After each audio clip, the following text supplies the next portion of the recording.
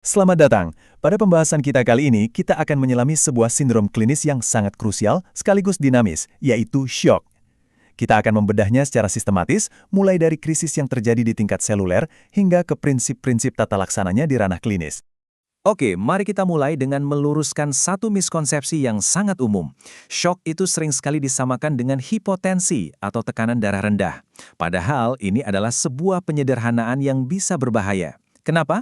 Karena seorang pasien bisa saja punya tekanan darah yang kelihatannya normal karena mekanisme kompensasi tubuh, tapi sesungguhnya jaringannya sedang mengalami kekurangan oksigen yang berat. Nah, untuk memahami shock secara komprehensif, ini adalah peta jalan pembahasan kita. Kita akan mulai dari definisinya sebagai sebuah darurat seluler, lalu kita lanjut ke 4 tipe utamanya, kita selami kaskade kegagalannya, bahas cara diagnosis, prinsip penanganan, dan kita akhiri dengan pesan kunci. Baik, mari kita masuk ke bagian pertama, definisi. Di sini, kita akan coba pahami esensi dari shock, yang sebetulnya akarnya itu ada di tingkat jaringan dan sel. Jadi, secara ilmiah, shock itu didefinisikan sebagai kegagalan sirkulasi akut yang menciptakan sebuah jurang antara suplai oksigen atau kita sebut DO2 dengan kebutuhan oksigen di jaringan atau VO2. Ketidakseimbangan inilah yang jadi pemicu utama hipoksia seluler, sebuah kondisi di mana sel kekurangan oksigen dan ini adalah awal dari semua kerusakan. Sekarang pertanyaannya, bagaimana kegagalan sirkulasi ini bisa terjadi? Nah, shock ini kita klasifikasikan menjadi 4 tipe utama. Dasarnya adalah mekanisme primer yang menyebabkannya.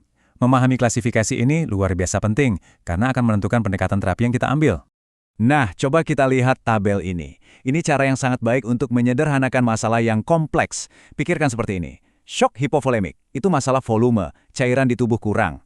Kardiogenik, itu masalah pompa, jantungnya gagal bekerja efektif. Lalu distributif, ini masalah pipa, pembuluh darahnya melebar secara masif, sehingga tekanannya hilang. Dan yang terakhir, obstruktif, ini masalah hambatan, ada sumbatan fisik yang menghalangi aliran darah. Oke, sekarang mari kita bergerak lebih dalam lagi. Kita akan zoom in untuk melihat bagaimana semua jenis shock tadi pada akhirnya akan memicu krisis di tingkat sel. Ini adalah inti dari pemahaman kita tentang patofisiologi shock. Semua jenis shock pada akhirnya akan mengganggu persamaan fundamental hemodinamik ini. Mean arterial pressure atau MAP, yaitu tekanan arteri rata-rata, adalah hasil perkalian dari cardiac output atau curah jantung dengan systemic vascular resistance atau tahanan pembuluh darah sistemik.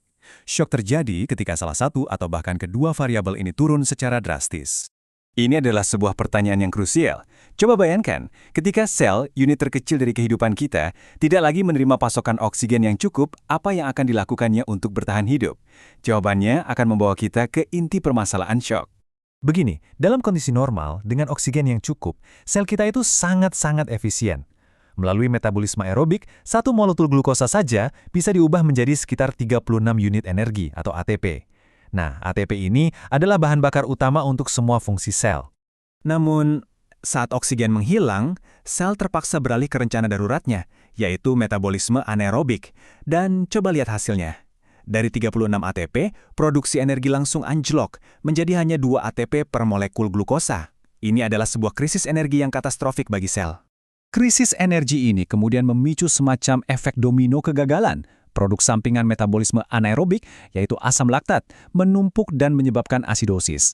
Pompa natrium-kalium yang penting untuk menjaga integritas sel kehabisan energi dan gagal. Akibatnya, sel membengkak. Akhirnya, sel yang sekarat ini memicu respons peradangan masif yang ujung-ujungnya bisa berujung pada kematian sel. Baik, setelah kita memahami kekacauan di tingkat seluler tadi, sekarang kita akan zoom out lagi. Kita lihat bagaimana semua itu diterjemahkan menjadi tanda-tanda klinis dan data laboratorium yang bisa kita amati dan ukur. Tampilan perfusi perifer adalah salah satu petunjuk klinis yang paling cepat kita dapatkan. Pada cold shock atau shock dingin, seperti pada hipovolemik, tubuh berusaha mengkompensasi dengan menyempitkan pembuluh darah tepi. Tujuannya? Untuk mengalihkan darah ke organ vital. Akibatnya, kulit terasa dingin. Sebaliknya, pada warm shock atau shock hangat, seperti pada sepsis awal, yang terjadi justru vasodilatasi patologis yang membuat kulit terasa hangat, padahal tubuh sedang dalam kondisi shock. Nah, untuk data yang lebih objektif, kita mengandalkan biomarker. Laktat serum ini adalah standar emasnya. Ia secara langsung menunjukkan bahwa sel-sel tubuh sedang melakukan metabolisme tanpa oksigen. Kemudian analisis gas darah akan mengkonfirmasi adanya asidosis metabolik. Dan SCFO2 atau saturasi oksigen vena sentral ini memberi kita gambaran tentang berapa banyak oksigen yang tersisa di darah setelah melewati jaringan. Jadi ini adalah ukuran langsung dari seberapa besar ketidakseimbangan antara pengiriman dan pemakaian oksigen. Tentu, mengetahui diagnosisnya saja tidak cukup. Tata laksana syok adalah sebuah perlombaan melawan waktu. Setiap menit penundaan akan meningkatkan risiko kerusakan organ. Jadi, mari kita lihat prinsip-prinsip intervensinya. Kerangka kerja tata laksana syok ini bisa kita ringkas dengan mnemonik VIP. V untuk ventilasi, yaitu memastikan suplai oksigen ke paru-paru optimal. I untuk infusi, yaitu memberikan resusitasi cairan untuk mengisi kembali volume sirkulasi. Dan P untuk pumping, yaitu menggunakan obat-obatan untuk mendukung fungsi pompa jantung dan menstabilkan tekanan pembuluh darah. Baik, kita sekarang tiba di bagian akhir dari pembahasan kita. Setelah semua detail teknis dan mekanisme yang cukup rumit tadi, apa sebetulnya pesan fundamental yang harus kita bawa pulang? Dan inilah esensinya, sebagai seorang klinisi, sebagai seorang ilmuwan, tujuan akhir kita dalam menangani syok itu bukan cuma mengejar angka di monitor, entah itu tekanan darah, laju nadi, ataupun saturasi. Bukan. Tugas kita jauh lebih fundamental dari itu.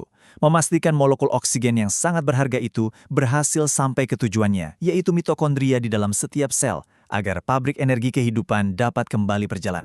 Terima kasih banyak telah menyimak pembahasan mendalam ini. Jika Anda merasa konten pembelajaran seperti ini bermanfaat, mohon dukungannya dengan menekan tombol subscribe pada channel Ruang Dosen. Jangan lupa juga aktifkan lonceng notifikasi supaya tidak ketinggalan materi terbaru dari kami.